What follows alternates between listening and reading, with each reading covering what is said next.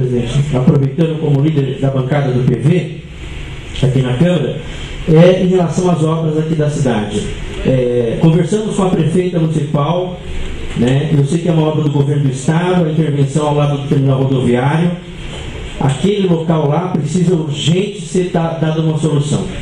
Nós falávamos da preocupação de que se chegasse em novembro ou dezembro e aquela rua estiver ainda fechada ao lado do terminal, vai prejudicar o comércio local. Já está prejudicando, né? E vai prejudicar. E a nossa preocupação é que está lento.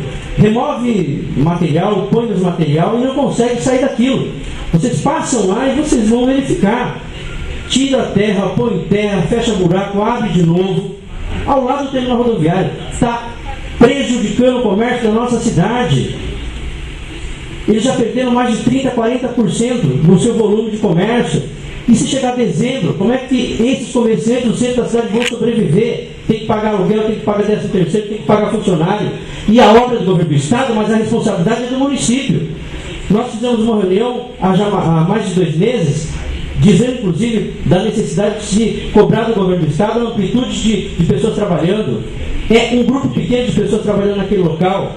Quando o governo do estado esteve aqui, eu tive a oportunidade de falar com ele pessoalmente, com o governador do estado, e falei, olha, aquela obra lá é excelente, Corredor Oeste, é excelente, só que se ela demorar, ela vai dar prejuízo para a cidade, para os comerciantes. O centro da cidade nem se fala, está um caos por conta da demora da obra. E para concluir, senhor presidente, para concluir, eu gostaria, eu estou usando a palavra como líder da bancada do PV exatamente para tratar os assuntos relacionados à cidade.